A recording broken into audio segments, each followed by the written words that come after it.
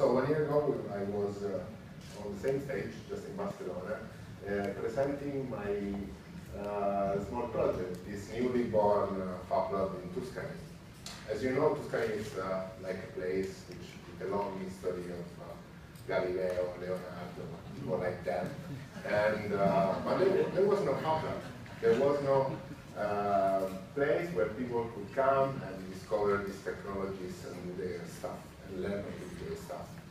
And 1 year ago, I was presenting Fablab Cascina as an experiment of building a lab without any financing, so self-sustained, in a place which was loaned from the company, buying all the machines with savings from previous jobs, and trying to find a way to make it sustainable, to keep it open. So, and the task and my goal from last year was to keep it open, to have it working. I was just graduated from the Fablab Academy, and this was a long story because in 1 year many things happened. So we had we hosted Fablab Academy. So we were a place where people like me who didn't find a place to study Fablab Academy in Italy could come and start and make their projects, and we themselves become teachers maybe next year, or instructors next year. We also made a 10 weeks long digital fabrication course in Italian for Italian people, for professionals, and it was quite successful. We made like 20 events in 1 year while doing Fablab Academy, while teaching Fablab Academy, while hosting all the other events. We had 1,000 people coming in the lab. And the lab is not in a big city, it's in a city which has 38,000 people inhabitants. So having a good percentage of people coming to the lab was a big success. And we also moved the lab to the city center with the Frisky Lab, which is like a mobile Fablab from Netherlands. They came to Tuscany and we moved the Fablab there for like a weekend. We had like all kids during a carnival going to 3D print masks and laser cut clothes. And then we also worked with the companies, because I think this is an important thing for Fablabs being sustainable. And what we did some small parts of big industrial projects. We made prototyping, we made molded and casted enclosures for high-tech sensors. We did this kind of project because this kind of project is what allows small Fablabs to be sustainable.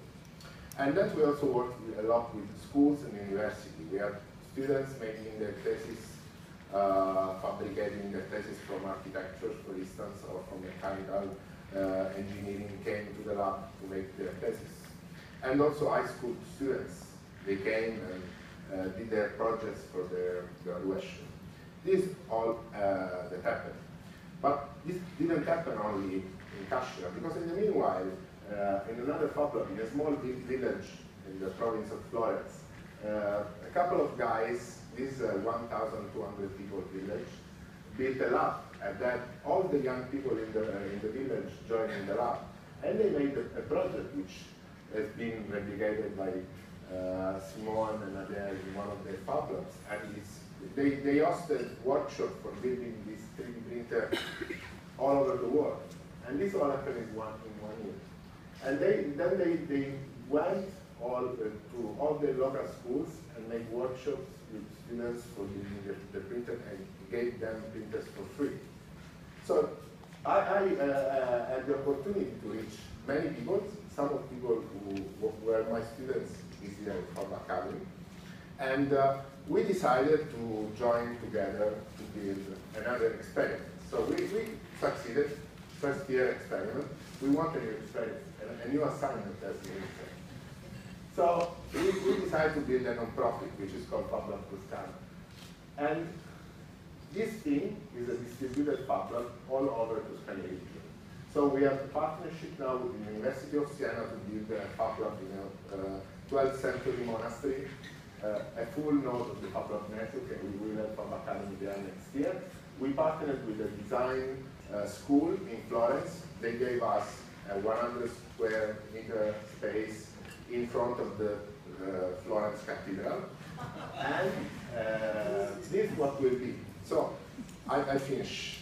Our idea is to have one governance, many locations in a non-profit body, because we want to have people and machines move freely between the labs.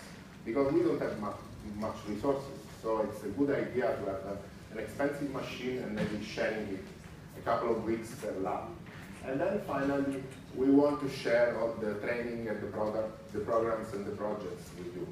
Because since there is not many people in Tuscany working on this, it's a good opportunity to work together to make more impacting projects. And the model is the Fab11MIT. Thank you, Fiore. Grazie.